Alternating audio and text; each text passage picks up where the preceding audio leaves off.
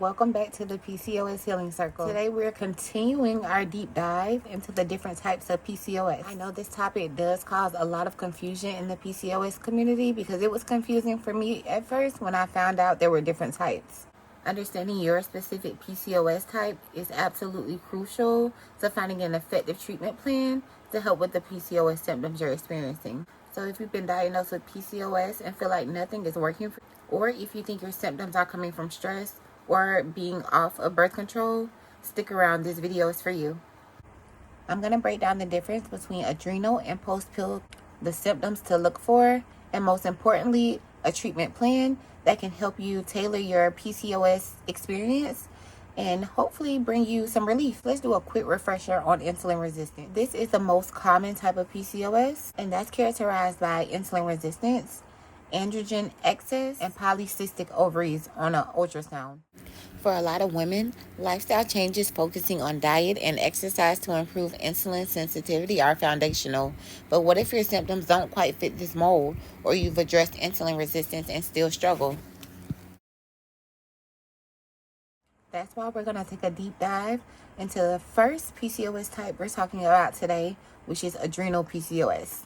This is the type of PCOS where excess androgens actually come from your adrenal glands instead of your ovaries. It's often triggered by chronic stress. If you feel you do have adrenal PCOS, these are the symptoms you need to look out for. If you've already checked your insulin sensitivity but are still having other symptoms, we're going to go over that now. And the first one would be having an elevated DHEAS. And this is your big clue, because DHEAS is an androgen produced almost exclusively by the adrenal glands. If your testosterone is normal but your DHEAS is high, adrenal PCOS is likely. The next one we have is stress sensitivity. This is when your symptoms tend to flare up significantly in high stress situations. The next symptom is fatigue and burnout. And then we have anxiety and sleep issues where you're having difficulty managing stress, racing thoughts, and trouble falling asleep. The next is cortisol dysregulation. Your body might be producing too much or too little cortisol and at the wrong times. And the last symptom is classic androgen symptoms like acne, hirsutism, and hair loss. Now, why does this happen? Adrenal PCOS happens when you're constantly under chronic stress and your adrenal glands have to work overtime. And when they're working overtime, they're producing cortisol. Once the cortisol is released, this in turn causes your body to produce the excess androgens like we talked about.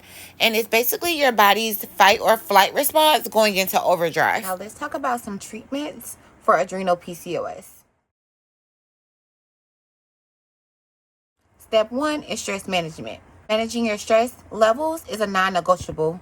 Some ways to manage your stress is mindfulness and meditation, gentle movements like yoga and walking, prioritizing your sleep, aiming to sleep for at least 7 to 9 hours. Knowing when to say no is a big one.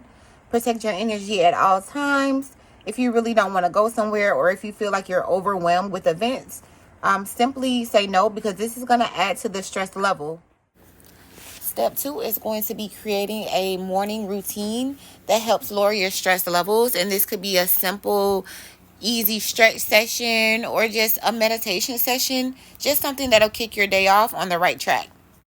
Treatment plan number 3 is removing or reducing caffeine. Now, I know this may be hard to hear, but reducing or even cutting caffeine out of your diet just for a few months could be super impactful for your PCOS.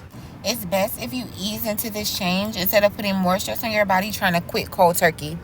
Everyone is different, but if you are noticing that you're getting anxiety after drinking caffeine at a certain time of day, that's how you know you need to go ahead and just cut it out of your diet for a bit, just so you can see some improvements. Treatment plan number 4. This is where you support stable blood sugar by eating in the PCOS plate method that we talked about in the previous video. Keeping your blood sugar stable throughout the day is key to regulating cortisol levels. Also, try considering a calming tea or herbal blend that's known for stress relief. An example would be ashwagandha root. This is the herbal medicine for stress relief. So this will be something really good that you can use to actually replace the caffeine. Now we went over the symptoms and treatment plans for having adrenal PCOS. Let's go ahead and talk about post-pill PCOS. This type of PCOS surfaces or worsens after taking hormonal birth control. Symptoms you need to look for if you feel you may have post-pill PCOS. Symptoms of PCOS appearing after you stop taking birth control: sudden acne, hair loss, and hirsutism, irregular or absent periods. If you feel you are still experiencing symptoms of PCOS and your weight and insulin sensitivity are normal, then that may be a key indicator that you have post-pill PCOS. Also, because the pill can deplete essential nutrients like vitamin B and magnesium, it is essential that you do get your labs checked just to check for any nutrient deficiencies. Now, why does PCOS occur after you start or stop taking birth control pills? Because when you take birth control, what the pill is doing is putting your ovaries to sleep. And when you stop, your ovaries often try to compensate for being put to sleep by producing excess hormones like androgens. And this is just your ovaries' way of trying to regain normal function. So now that we know some of the symptoms for post-pill PCOS, let's go ahead and head over to a treatment plan. So step 1 in this treatment plan is to take an anti-androgen supplement. We already talked about which one I use, but feel free to use whichever one is best for you. Core treatment number 2 is avoiding dairy. This is specifically cow's dairy. The specific reason for this one is because with cow's dairy, they have a specific protein called A1 casein. This protein, for some women, can cause highly inflammatory reactions. And just as a side note, you can definitely have butter from a cow's milk because it doesn't have the protein that causes the inflammatory issue. Now moving on to steps 3, 4, and 5 in the treatment plan. Step 3 is to reduce high-dose fructose. This is because eating large amounts of fructose has been shown to worsen acne. And while fructose is present in whole fruit, it doesn't contribute to acne because the amount is much lower than the processed sugars that we talked about before, like table sugar. The next step is to make sure you replenish any depleted nutrients. And this is because the oral contraceptive pill has been shown to deplete your body of essential nutrients, including zinc, magnesium, vitamin B, and selenium. And the last step is just supporting your gut health. Research shows that the pill has a mild antibiotic effect on your gut microbiome. So in conclusion, understanding your specific PCOS type is extremely impactful. Knowing your PCOS type helps you advocate for yourself. And most importantly, it allows you to take control of your health. And implementing lifestyle changes according to your PCOS type will really make a big difference with your PCOS symptoms. If this video was helpful to you, give me, of course, a big thumbs up, subscribe, and next week we'll be talking about the last PCOS type, which is inflammatory PCOS.